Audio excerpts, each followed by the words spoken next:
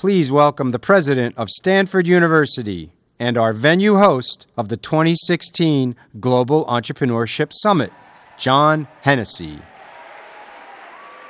Welcome and good morning. It is a unique privilege to host the Global Entrepreneurship Summit at Stanford this year.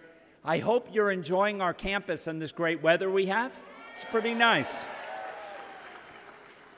It is my great honor to introduce President Barack Obama. This is the second time we've welcomed President Obama to Stanford. The first time he was here in 2015 for the White House Summit on Cybersecurity. He enjoyed himself so much that he said he'd like to go here. Well, Mr. President, I noticed that after January you are available.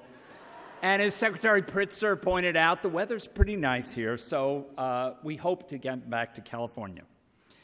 President Obama has a deep understanding of the importance of innovation and entrepreneurship, two characteristics that have distinguished this university since its founding 125 years ago. He came into office just after the 2008 global economic crisis, and throughout his presidency, he has sought ways to encourage entrepreneurship and stimulate innovation. From providing support for startups, to launching mentorship programs, to investing in technological advancements such as biotechnology, advanced manufacturing, and clean engineering.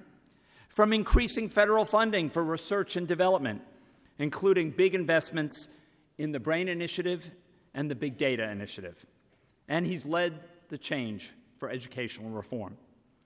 In working to strengthen the American economy, President Obama has built bridges globally, looking for ways to build economic prosperity that is the foundation for a secure future for everyone around our world.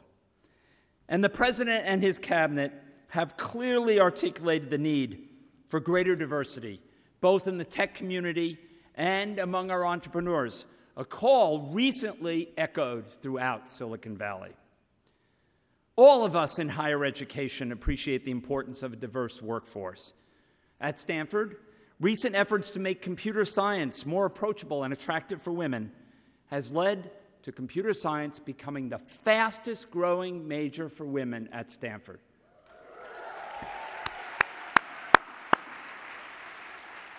But I think that's only the beginning. Our entire educational system will continue to have to reform and devote itself to achieving greater diversity across our workforce. Like Secretary Kerry, we also believe that an entrepreneurial mindset, including its constituent characteristics of creativity, collaboration, bold leadership, smart risk-taking, are important in all walks of life, especially as we educate young people who will need to address the massive global challenges we have around the world. This is President Obama's 7th annual Global Entrepreneurship Summit, and we are tremendously honored that he has chosen to hold it at Stanford University. Please join me in warmly welcoming the 44th President of the United States, Barack Obama.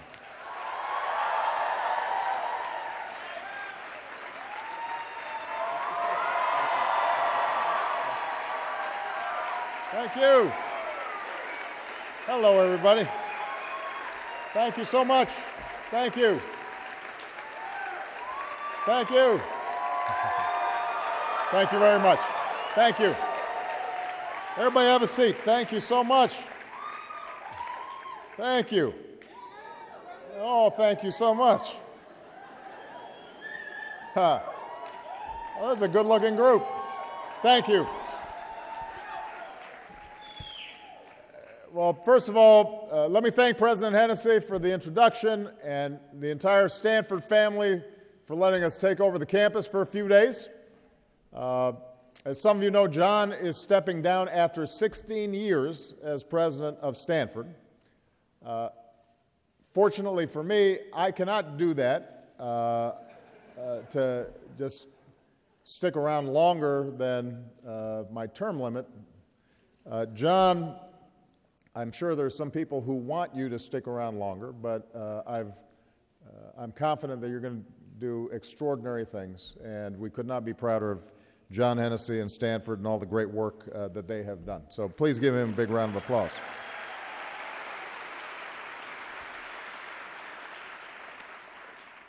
Now, it's summer break.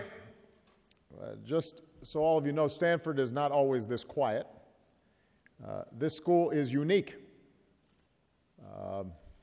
Folks ride on bicycles everywhere. And athletes are also computer engineers. This is the place that made nerd cool. So we are thrilled to be here. I know that I am not the first speaker that you've heard from, but many of you have traveled here from a long ways. We got more than 170 countries from every region of the world represented.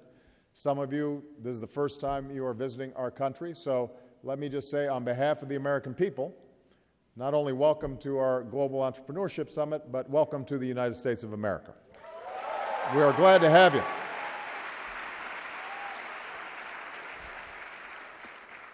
I am not going to give a long speech because what I really want to do is have a conversation with some outstanding young people who are part of our panel, and we're going to introduce in a moment. But I do want to begin by offering some opening thoughts about the time in which we gather here today. And I'm going to start with the British people's decision to leave the European Union, the vote that took place yesterday.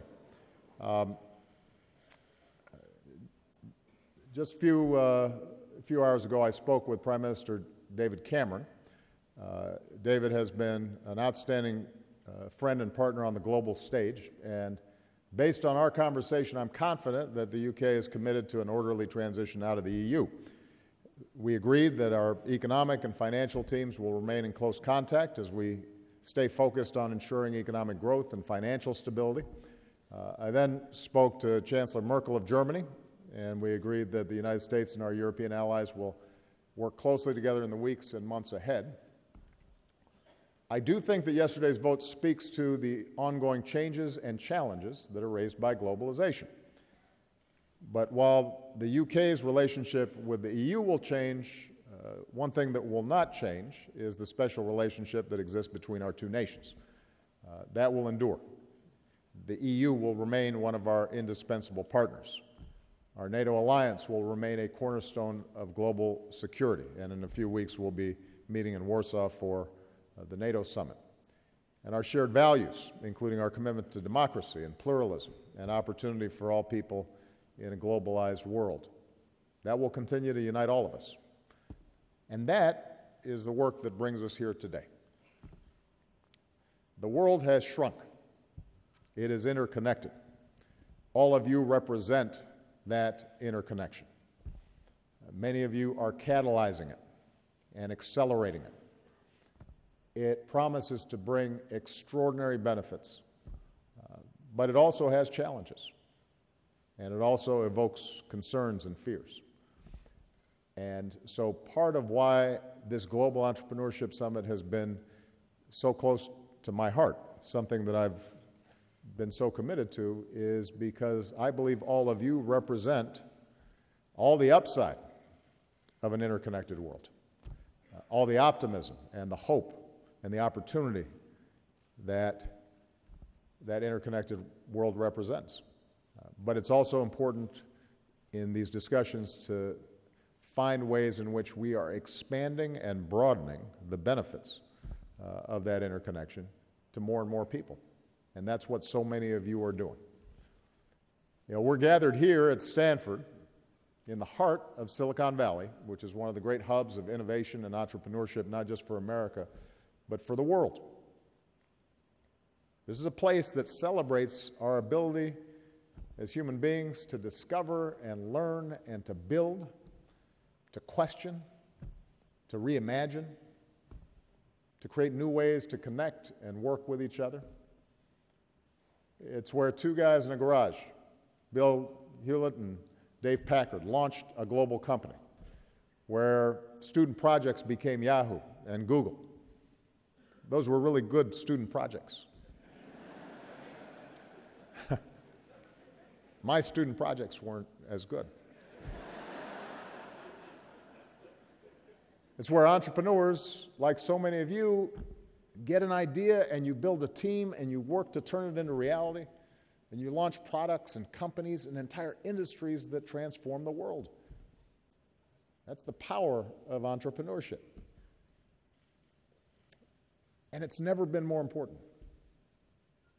In today's world, where our economies have undergone dramatic shifts, where businesses don't stop at borders, where technology and automation have transformed virtually every industry and changed how people organize and work, entrepreneurship remains the engine of growth. That ability to turn an idea into a reality, a new venture, a small business that creates good-paying jobs. It puts rising economies on the path to prosperity and empowers people to come together and tackle our most pressing global problems, from climate change to poverty. When people can start their own businesses, it helps individuals and families succeed. It can make whole communities more prosperous and more secure. It offers a positive path for young people seeking the chance to make something of themselves, and can empower people who have previously been locked out of the existing social order, women and minorities, others who aren't part of the old boys network. Give them a chance to contribute and to lead. And it can create a culture where innovation and creativity are valued, where we don't just look at the way things have always been, but rather we say, how could things be? Why not? Let's make something new. This spirit speaks to something deep inside of all of us, no matter who we are, what we look like, where we come from. You look out across this auditorium, you're all of different backgrounds and cultures and races and religions.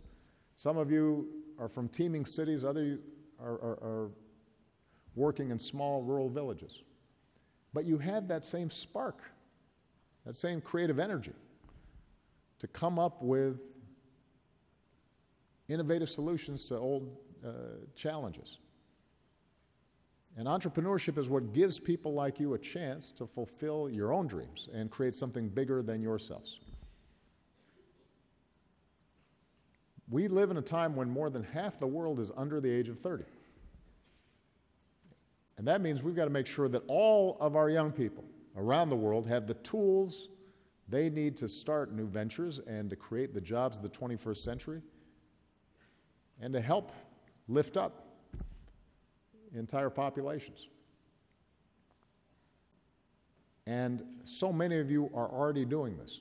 As I travel around the world, one of the extraordinary things that I had the opportunity to do is to meet young people in every region and to see the problem solving and the energy and optimism that they're bringing to everything from how to generate electricity in environmentally sound ways in remote places that are off the grid right now, to how do you employ women in remote areas who all too often have been locked out of opportunity.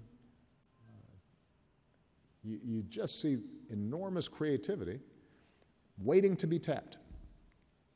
And part of our job, part of this summit's job, is to make sure that we're putting more tools, more resources into the hands of these folks who are changing the world, and making sure that all of you know each other so that you can share best practices and ideas and spread the word. Now, I know that the daily reality is not always as romantic as all this. Turns out that starting your own business is not easy. You have to have access to capital, you have to meet the right people, you have to have mentors who can guide you as you get your idea off the ground. And that can be especially difficult for women and young people and minorities and others who haven't always had access to the same networks and opportunities. You deserve the same chance to succeed as everybody else. We've got to make sure that everybody has a fair shot to reach their potential. We can't leave more than half the team on the bench. That's why we've invested so much time and effort to make sure that America is helping to empower entrepreneurs like you. So we held our first summit back in 2010. Since then, we've brought entrepreneurs like you together in Turkey and the Emirates and Malaysia, Morocco, Kenya, and all told, we've helped more than 17,000 entrepreneurs and innovators connect with each other, access capital, find mentors, and start new ventures. 17,000.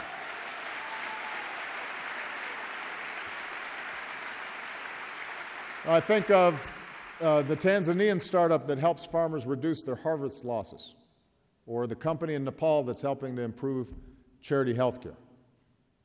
There are 11 Cubans who are here today, the first Cubans to join us at one of these summits.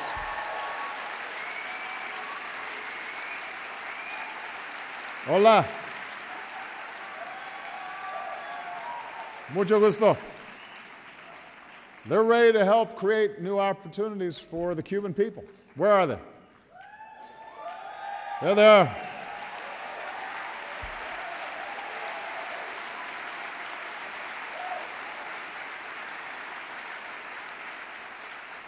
I want to thank Antonio Gracias, a leader in private equity and one of our presidential ambassadors for global entrepreneurship, because his support was critical in bringing these young Cuban entrepreneurs here. So that's deserving of a hand.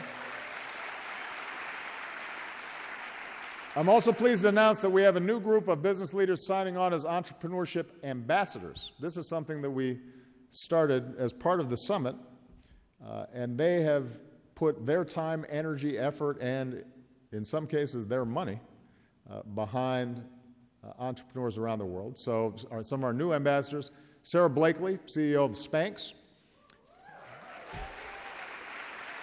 Jane Werwan, CEO of Dermalogica; Stephen Jurvetson, partner at Draper Fisher Jurvetson; and Patrick Collison, CEO of Stripe.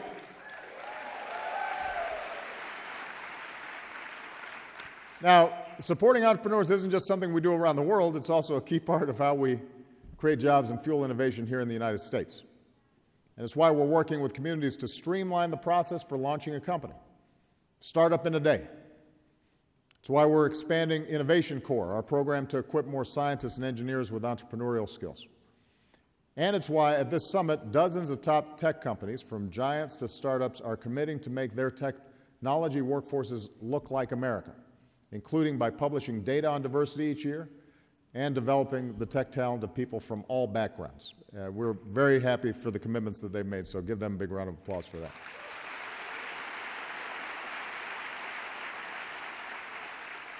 Here at this summit, we're also building on our progress with new commitments from government and business and philanthropists. So at last year's Paris Climate Talks, for example, Bill Gates and other top global investors committed to partnering with governments to invest in cutting-edge clean energy solutions. Today, we're launching an initiative to connect some of these global investors and others with clean energy entrepreneurs from developing countries. We're also announcing the Young Transatlantic Innovation Leaders Initiative, which will bring 200 of Europe's innovators to the United States each year to develop their skills.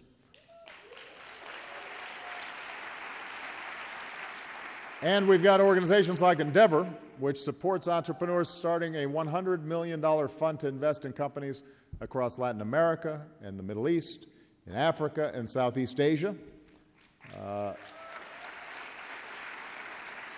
Investment firms like Capria Ventures, which will help fund international startups. So these are just a handful of the commitments, and I suspect new ventures that are going to come out of this year's summit. So, all of you budding entrepreneurs, don't be shy while you're here. Talk to the experts, make your pitch, network with potential investors, find that mentor who might help you navigate through a tough patch, connect with your fellow innovators, because ultimately the world needs your creativity and your energy and your vision.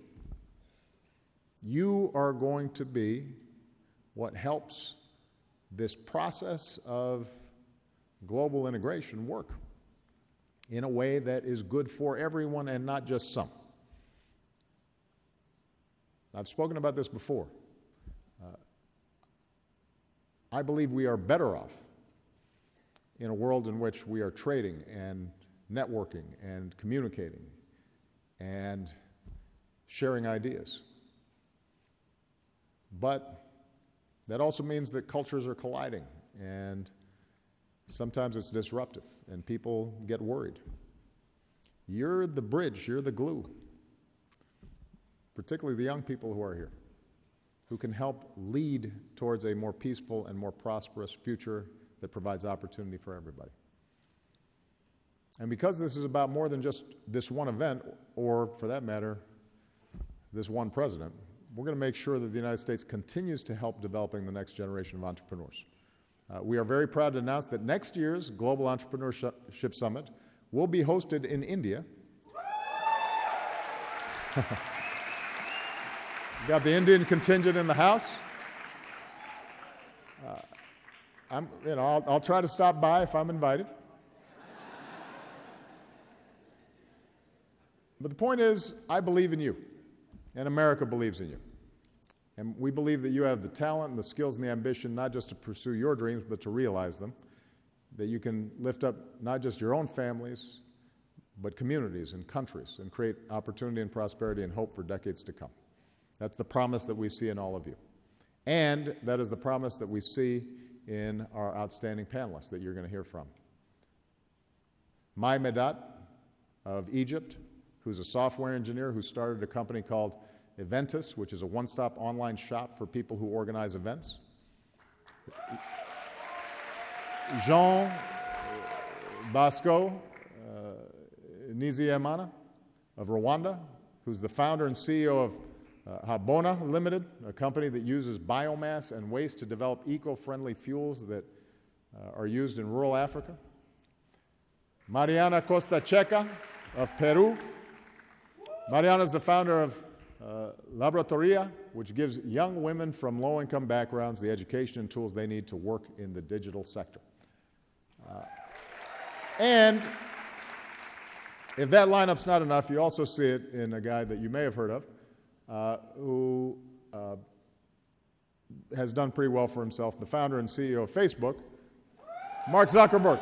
They're the real experts. Let's welcome them on stage, and we'll start having a conversation with them. Thank you.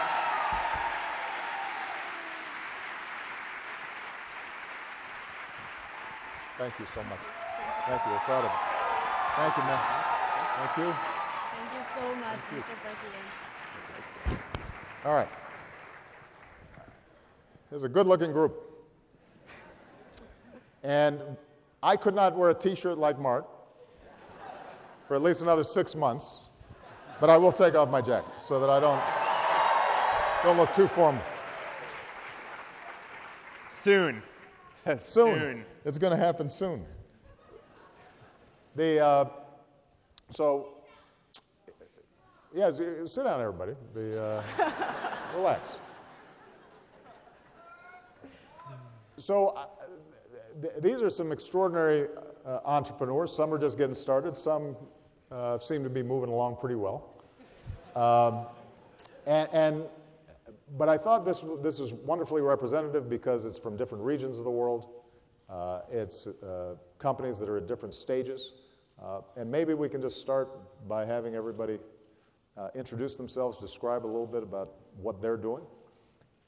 And then we can sort of have a discussion about what's been easy, what's been hard, how can government policy, like the U.S. government policy, help in advancing some of these issues? How can other countries' governments, because we have 20 representatives from other governments participating in this summit, how should they think about encouraging entrepreneurship? And then most importantly, how can other businesses and venture capital, et cetera, think about some of these international opportunities? So Mai, why don't we start with you and tell us, I was hearing some of the great work you're doing. Tell us more about it. Thank you. It's so great to be here.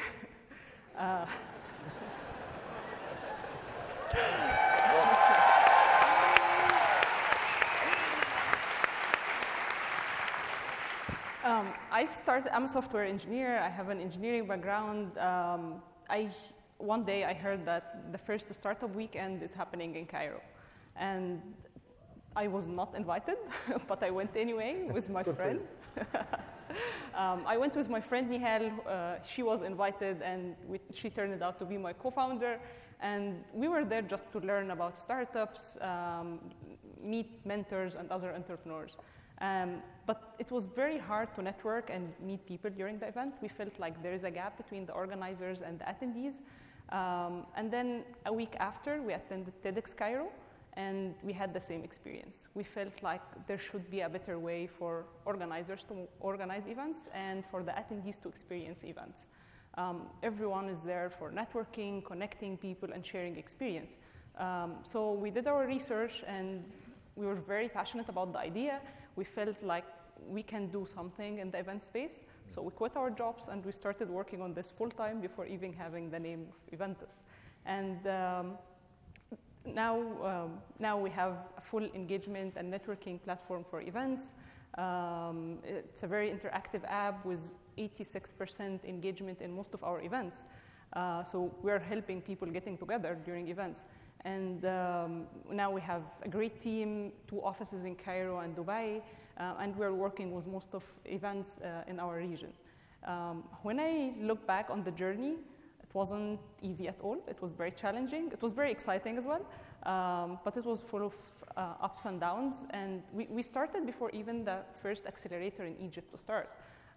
We had few mentors back then, but now we have a number of amazing startups, a number of mentors and support organizations who are working together to build the ecosystem. So I can see the ecosystem has grown very well, but we still have a lot to do. That's great. Thank you. Thank you. Jean Basco. Thank you. It's an honor to be here. So when I was growing up in the rural villages in Rwanda, I used to spend countless hours in the forest collecting firewood for my parents and fetching water. And that was not just me, but dozens of other children in Africa are facing the same challenges. They are involved in laborious activities to help their parents just to prepare their meal instead of going to school.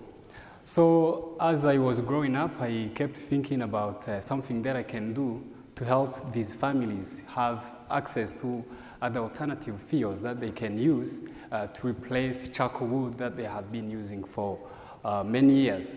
So I came up with an idea of an integrated waste management approach, whereby we collect waste and then we turn them into affordable and environmentally friendly products in form of briquettes and biogas that the people can then use. And that is like a green cooking fuel, which can improve health and sanitation in homes. As we started, it has been 2 years, and we have employed more than 25 people, giving them permanent jobs, and we are trying to expand to other areas of the country so that we can continue to improve sanitation, as well as providing this kind of alternative fuels, which can improve health and mitigate climate change in the country and Africa in general. Excellent.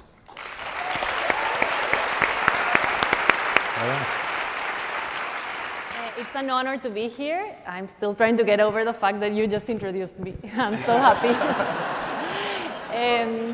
So I lead Laboratoria. We are a social enterprise, and I started it in Peru 2 years ago. We are now in Peru, in Chile, and Mexico. And what we try to do is to go out and find talent where nobody else is looking for it. So we try to identify young women who haven't been able to access quality education or job opportunities because of economic limitations, and train them to become the most awesome web developers they can be and connect them with employment opportunities in the tech sector. Something that I realized is that when our students join our program, most of them are completely unaware of their potential, and they come thinking that it's going to be really hard to break this vicious cycle of low-skilled employment, underpaid employment, or just domestic work. But they soon start learning to code, and it's just such a powerful skill set. A few weeks into the program, they start building their first websites, their first apps, their games, and showing them to the world, and it's so empowering. And 6 months after joining, they're ready to go out and join the workforce. So we have students who get 3 job offers from the coolest companies in town. They go out, they get to decide where they want to go and work.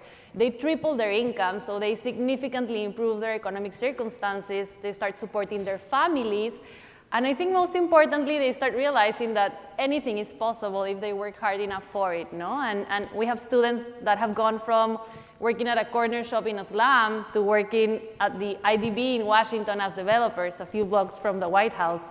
So really, they are an example that anything is possible, no? And they're changing not only their lives, but they're changing their communities, their cities, and I think they are transforming the tech sector in Latin America. They are bringing the diversity and the talent that the sector needs to really become a leading force in our economies. And I'm pretty sure that as we continue to grow and reach thousands of women in the region, they are going to change our countries for the better, and making sure that we can actually base our growth on the most important thing that we have, that's our young talent. That's great. Now,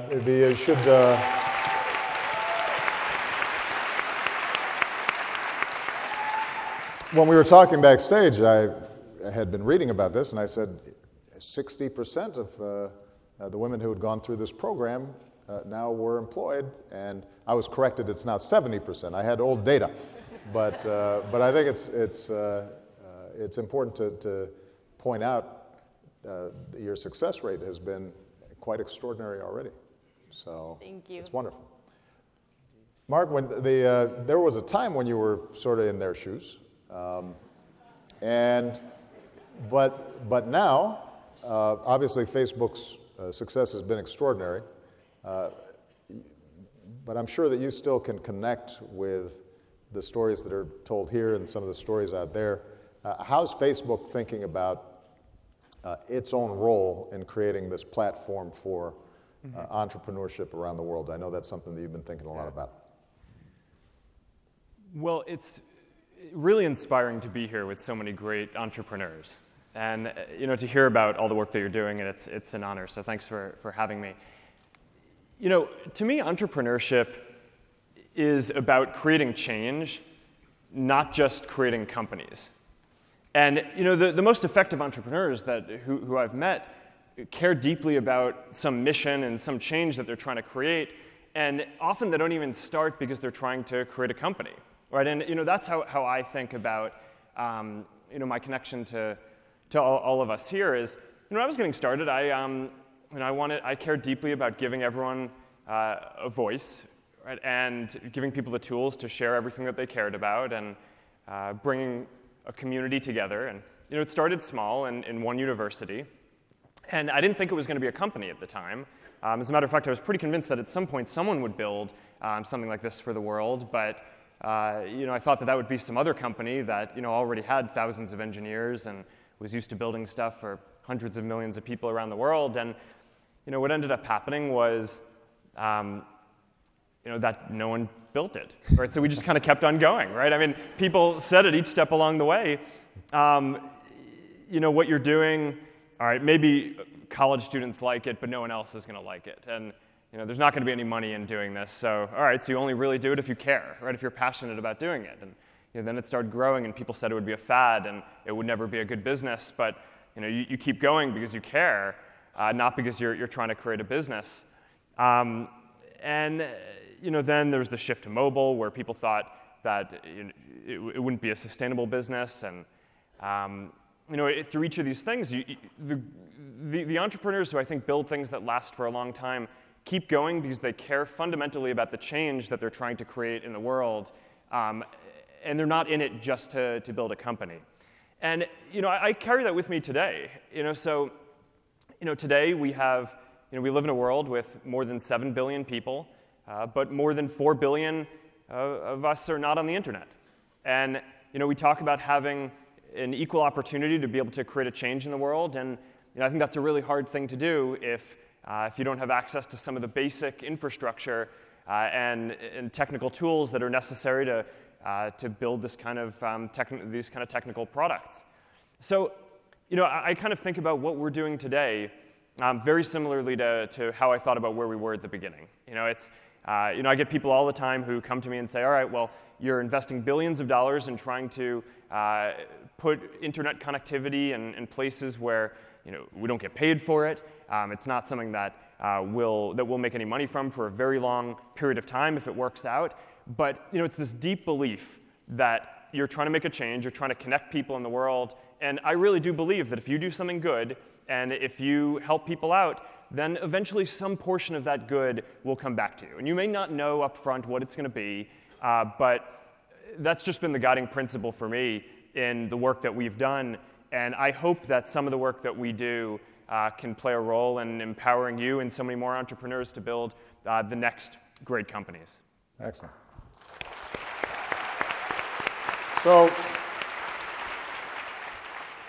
So for the three budding entrepreneurs, you've already had some success and positive feedback, but I know that it's still hard sometimes and frustrating. And let's go back to the earlier question that I asked. What do you find to be some of the biggest hurdles for your success? And are there policies that either your governments could be pursuing or that the United States, in conjunction with your governments, could be pursuing that would really make this process, if not easy, then at least a little bit smoother? And are there questions or concerns that you have in terms of how more established businesses like Facebook, how they might be able to interact with startups like yours? So why don't we'll go in reverse order this time. Why don't we start with you? Yeah, so I think there's been many challenges along the way. On our case, we try to disrupt many preconceptions, I think. So at the beginning, many people were like, how are you going to train people in months, and get them a job? How are you going to get young women who went to a public high school that's not very good to actually become competitive in the labor market? And I think luckily we've overcome those, and we've proved that they are incredibly talented, that you can learn in months instead of years. Right. And most of the companies that hire our developers actually rehire, so they've realized that they're great, and they're as competitive as anyone else who comes from a different background. So I think that's been very, very encouraging on our way. And I mean, the little secret that I have, I think, being a social entrepreneur is that motivation is everything, and when there's bad times and where we are not making the end of the month to pay all our people, and when we're facing all these challenges, I usually just go into the classroom. I'm like, okay, let me go into the classroom, and I talk to the girls that study with us, and it's just, they are the main force behind not only myself but all my team, my partners and all my team, because they are fighting so hard to making it happen. They are traveling, sometimes commuting 4 hours a day to come and go back. They have, on top of their studies, a lot of domestic responsibilities, and they're proving that it can be done. So that's always a reality check to say, I have everything I need to keep going at this. Mm-hmm. Good. John Mosca. Great. I think one of the most biggest challenges that I have faced was because I started this company very, very young. At that time I was 19 years old, and in my culture, it is believed that those great initiatives are started by old people, and those things which have been difficult for older people cannot be possible for young people. So I tried to disrupt that status quo, and I created this company. But of course, during that period, no one was even trusting me so that he can be my employee. So I had to be my own marketer, I had to be the technical boss, I had to be everything in the company so that I can build that kind of first impression, so that I can impress few people to come to me and help me run this course. And the other challenge that we were facing is that a lot of financial institutions didn't even know what we were talking about, because these are the kind of renewable energy that we wanted to bring to Rwanda. And you would find a lot of folks working in banks asking you, what are you trying to do? Because they don't even understand what you are doing. It was like very difficult for them to analyze and calculate the risk that might be involved in the activities that we are trying to do. But because I trusted my solution and this kind of thing that I want to do to my community, I kept pushing, applying for different competitions, and luckily I won the United States Africa Development Foundation grant to start this initiative.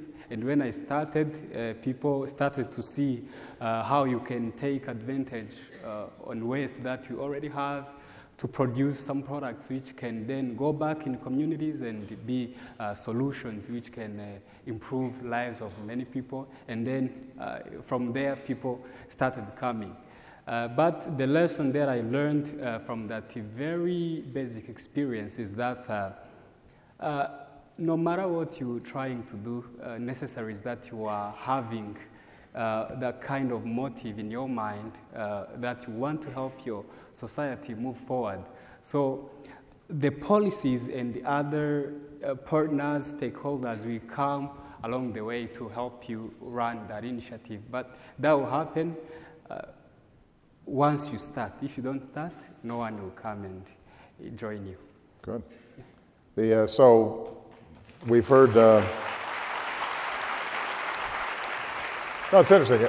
I mean, part of what the two of you have described is, first of all, each country has its own culture, and there are going to be sometimes some cultural barriers, whether it's attitudes about women and what they can do, whether it's attitudes about young people and how seriously they take a young person. Mark had to deal with that a little bit, but here, obviously, in the United States, and particularly in Silicon Valley, I think that's begun to change. But there's also just basic issues like financing and having access to capital, particularly when it's a new idea and it doesn't fit the existing models that the banks or other financial institutions may have. Do those kinds of challenges resonate in your experience? And how did you navigate through those? Yeah, definitely. Like, I think all the entrepreneurs, like everywhere in the world, we share the same challenges. I think I did almost every single mistake that you read about in every startup-related book. I learned everything the hard way. So yeah, it's a learning process. It's funding was one of the challenges, of course. The other one was the legal system and the legal structure, especially in Egypt. It's not startup friendly. So you have to do a lot of workarounds and you have to be persistent to get over that. Building a team as well, and like, I'm a woman, I started, I was young, and... You're still young, I think. Yeah. I think you qualify as young. So yeah, I had almost the same challenges. It's, I would say that the only thing that keeps us going is believing in our idea, believing that we can do something, we can add value to people's life. And this is the only thing that keeps me walk every day in the morning and go to work. Yeah. Well, look, all of you just are expressing what Mark said, which is it starts with a passion. If you start off just saying, I want to make money, but there's no clear mission behind it, then when you start hitting some of these barriers, sometimes it's very hard to push through them. With respect to some of the barriers that you're talking about, the U.S., in connection to the Entrepreneurship Summit, what we've been trying to do is take best practices and learn lessons about what's working and what's not. And so, in the grants that we're providing or the training that we're providing, what these summits have been really useful in doing is hearing directly from entrepreneurs and say, this program doesn't work as well as it could. This one works really well. What we're also trying to do, though, is encourage governments to listen and hear from entrepreneurs to build a different kind of culture. So the point you made, Maya, about how hard is it to get a business started, right? How much paperwork do you have to fill out? What kinds of fees do you have to pay? How much bureaucracy do you have to sort through? That's something that here in the United States we've had to deal with ourselves, and what we've tried to do is to both simplify processes but also use technology in ways that means you don't have to travel across town in Cairo to go to an office and the person you need to see isn't there, and then you have to travel back and reschedule the next day, and the traffic's terrible and it's driving you crazy. If you can go on the net and do a lot of that work ahead of time, that can make a huge difference in accelerating the process that you're doing. And so I'm very glad that we have 20 countries represented here, because part of what we're doing is getting commitments from those other countries to say, we're going to learn from each other and figure out how we can streamline these efforts so that we're making life a little bit easier for young people like you. Yeah, actually, when we started, we didn't know where to start from. Like, we couldn't find any information online, for example, on how to get the company registered in Egypt.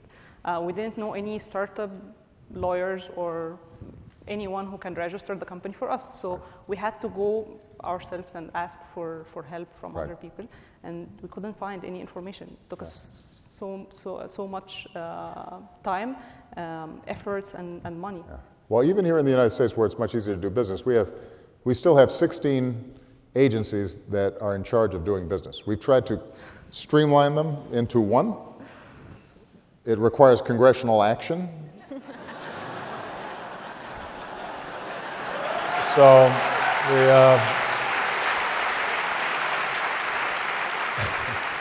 so at least what we've tried to do is to consolidate the websites so that it's easier to get the information, even though you still have to deal potentially with 16 different agencies for different needs. So there are specific things that the government can do to be more entrepreneur friendly.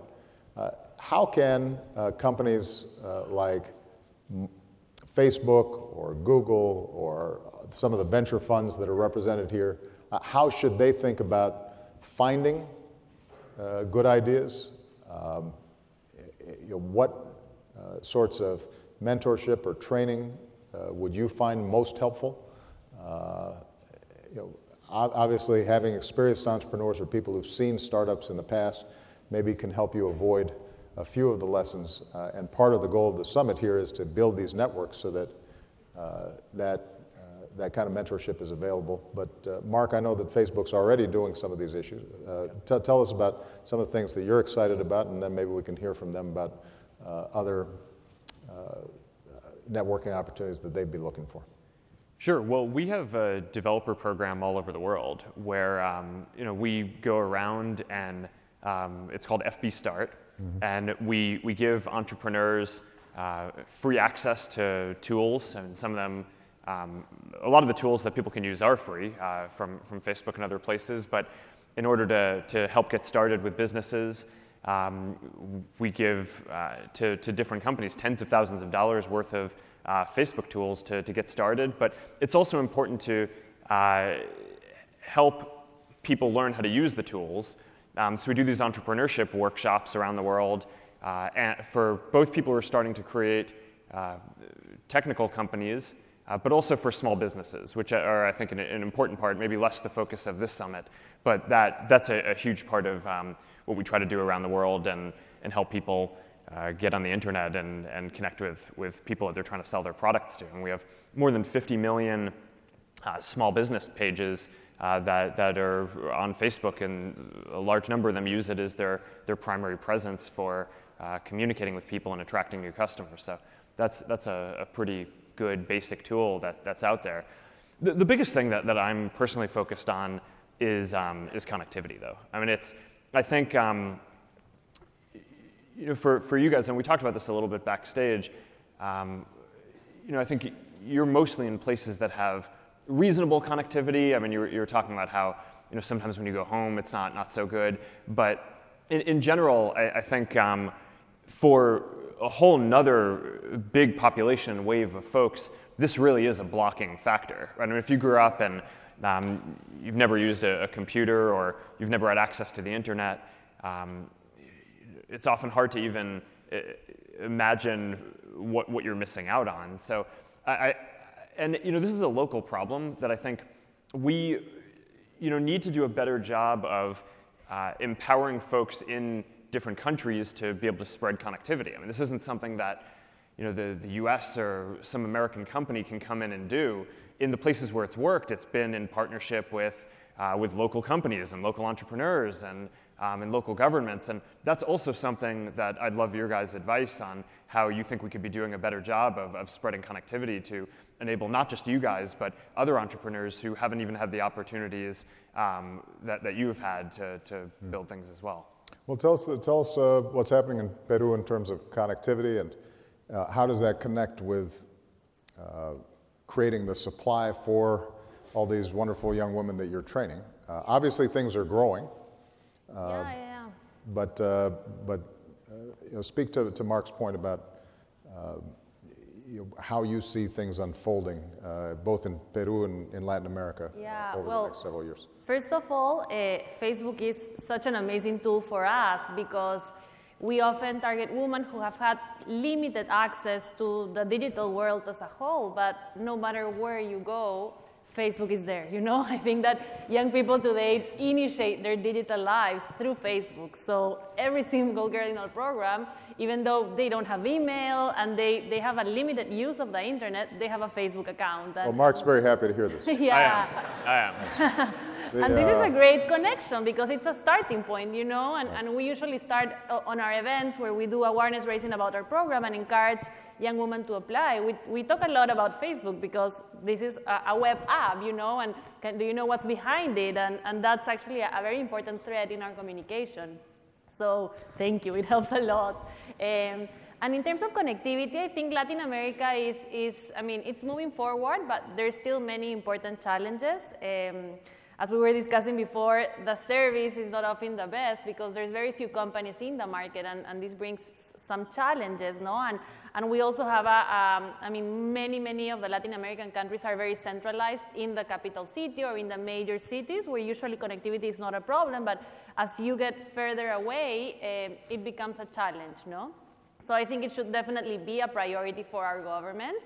In the case of Peru, I think the government is realizing that this is important, and I have to say we've been really lucky, both in Peru and in Chile. We've had support from the government because they realize that they not only need to expand access to digital services, but they also need to start bringing in more people to create digital products. We have a talent gap, and if we want to evolve and have more digital services, who's going to build them? So that's been really lucky on our side. And just one final point, I think it's crucial for entrepreneurs to work hand in hand with big companies and with government. I think that we entrepreneurs have the amazing advantage of being able to take huge, sometimes irresponsible risks, We can just go out and try new things all the time. And this is something that as you become larger, and if you're a government, it's way harder, So I think we have a role to play there in building new things, in creating new things, and I think when it comes to scaling up those things, these partnerships are essential to enable us to take what we've built and created and tested and tried to a larger scale. I think that's a great point. So, for example, the kind of training you're doing, even with our entire education infrastructure here, we still have that same gap. Yeah. We initiated something through our administration called Tech Hire, where we're going into communities and cities that where people can't imagine that they could somehow be part of the tech industry. Yeah. And what we're finding is that through months of training, in some cases through a community college, in some cases companies who are joining with us, it turns out that you can train people very effectively. And as we prove concept, now we have the opportunity to scale up throughout the job training programs that already exist in the US government. So I think you're making a terrific point that in the same way that your individual companies are taking risks, proving concept, and then trying to scale up in the private sector, part of what governments need to be doing is when they see something that is working, a tool, an app, a mechanism that saves time, makes something more convenient, makes a product more accessible to people, then we have to be prepared to change how we do business and potentially scale up as well. So you're right that it's hard sometimes for governments to take massive risks, but what governments can do is to partner with entrepreneurs, start small, work out the kinks, and then be able to back the process of scaling up in that way. So, Jean Bosco, any additional thoughts in terms of how not only Mark, but all these VCs out here can help you out? Make your pitch, man. Tell them how they can pull out their checkbook. And Yeah, I think Facebook is doing a great job in terms of improving connectivities. And when you look at the situation in my country, we are really trying, but we still have a lot of a long way to go because connectivity is only available in cities, and although you can find it in the villages, but it's not really fast, so that you can use it on some more activities like watching videos or sending heavy files to other people. So we are still having a challenge in terms of connectivity and a rapid internet. But what we're trying to do as small businesses is looking at the tools that big companies like Facebook offers, so that you can benefit from them, like using messengers to exchange messages with our potential customers. And we use adverts to see how we can disseminate messages, because in my country, a lot of people don't know these kind of waste management things that we want to bring. And you see that in many places, people don't sort waste at the source. They just throw waste everywhere. But we are using this kind of technology to teach people that they have to sort waste from organic to non-organic, because this is beneficial in this way and this is harmful in this way. So we are trying to use these kind of tools to disseminate such image. And the challenge that we are still facing is the fact that, when you are still small, of course, you are having 10 years in front of you, so that you can attract attention from many people to come and join you. But depending on this kind of spotlight, exposure, support that you are getting from different people, we are trying to benefit from these kind of initiatives to disseminate the messages and bring attention of many people to what we're doing. Good. Mike? Yeah, I don't know where to start exactly. In Egypt, Facebook, we started a revolution out of Facebook. So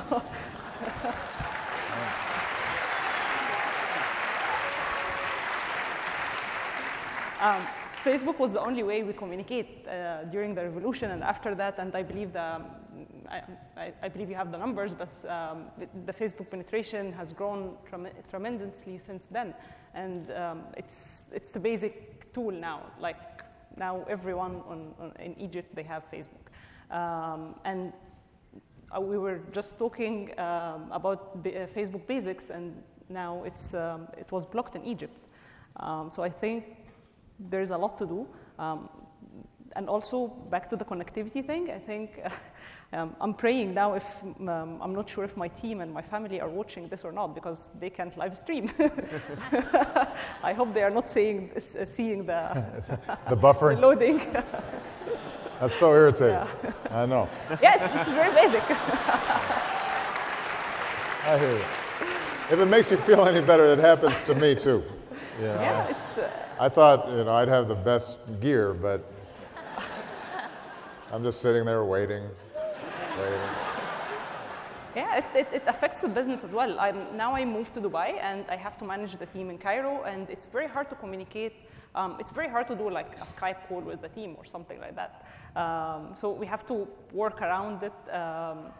We have to pay a lot of money, actually. I have been trying to get another line in the office for like 4 months now, and we still didn't get another line. So the network. That's in Dubai.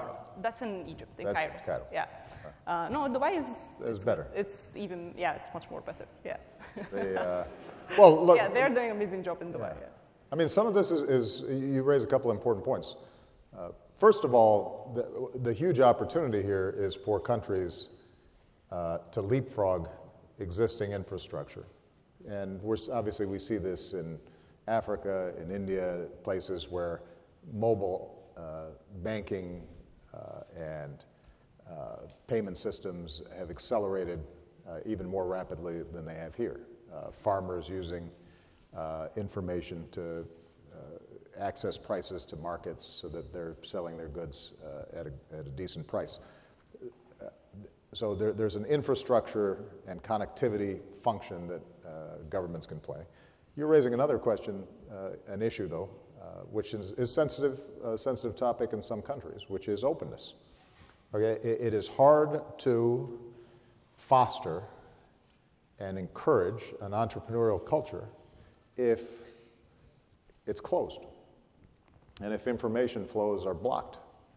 And what we are seeing around the world oftentimes is governments wanting the benefits of entrepreneurship and connectivity, but thinking that top-down control is also compatible with that, and it's not. People remark on my 2008 campaign and how we were really early adapters of so much technology. It wasn't because I knew what I was doing. It's because a bunch of 20-year-olds came to me and said, hey, there's this new thing called MySpace, or, Ouch. Yeah. And,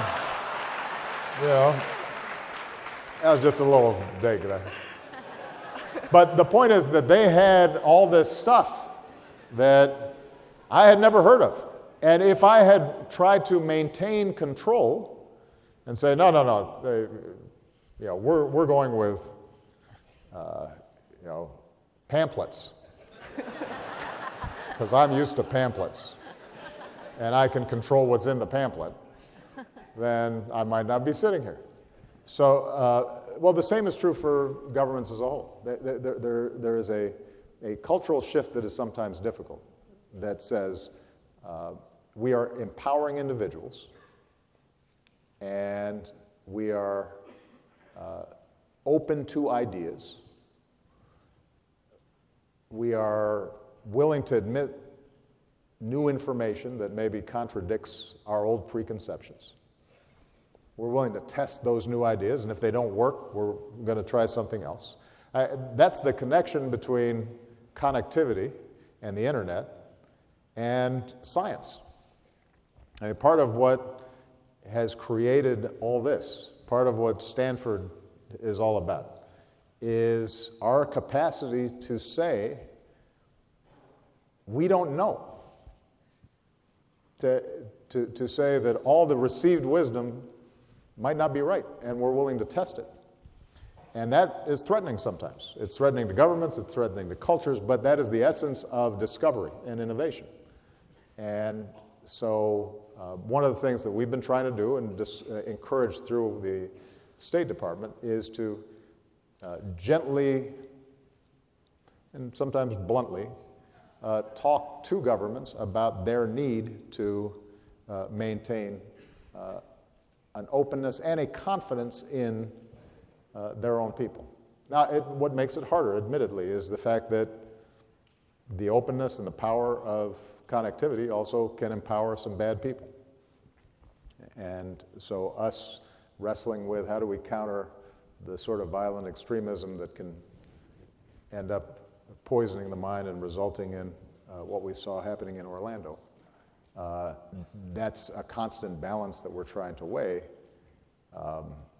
But what I worry about is people using that as an excuse then to try to block things off and control the flow of information.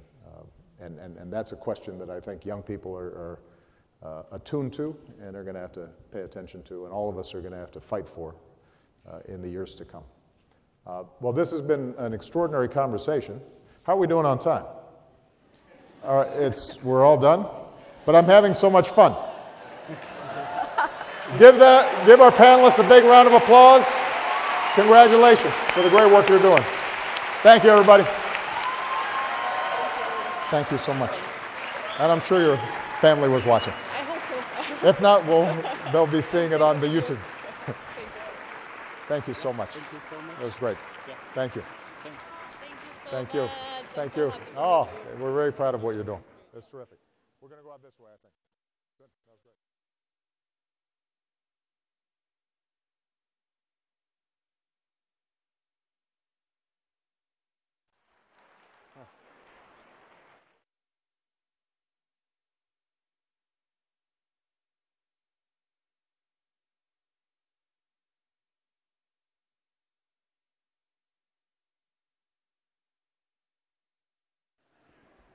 Please welcome the Honorable Maria Contreras-Sweet, Administrator of the United States Small Business Administration. Sit down. Let's take a seat. We've got a little more going on here, but thank you for your attention. President Obama, let's give him another applause. Woo! Wow. I think in every language we understand the word wow, wow, wow. Everybody seated? Settled? Uno, dos y tres.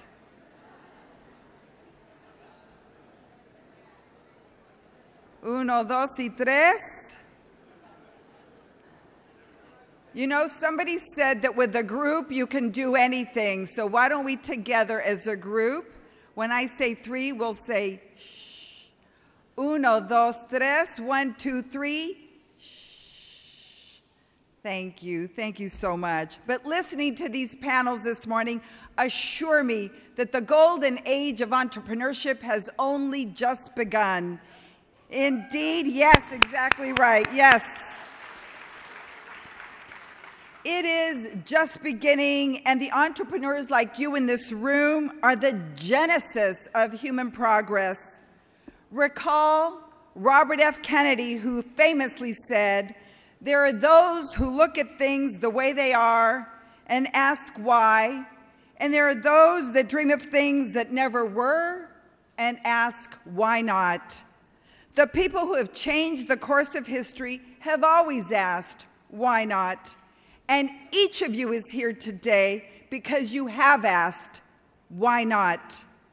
As one Korean entrepreneur here told me yesterday, while talent is spread equally around the world, opportunity is not. I'm here to ask you, why not? At your very core, you are driven by a desire to improve lives. You see a challenge and you build a solution. You have the audacity, as the president says, to create new realities and the confidence to overturn the status quo. Recently in Colombia, I met 2 entrepreneurs who developed advanced robotics to detect the landmines that were still killing people even after the conflict. In Kenya, the M-Pesa app is providing a financial system for those who wouldn't have access otherwise. If entrepreneurship, then, is a key ingredient for human progress, what happens when the path to starting a business is denied to so many? How many why nots? How many sketches, how many prototypes must have been tucked away if only half of American businesses are launched in only 4% of American counties? How many brilliant ideas never ever see the light of day in places where girls are denied the chance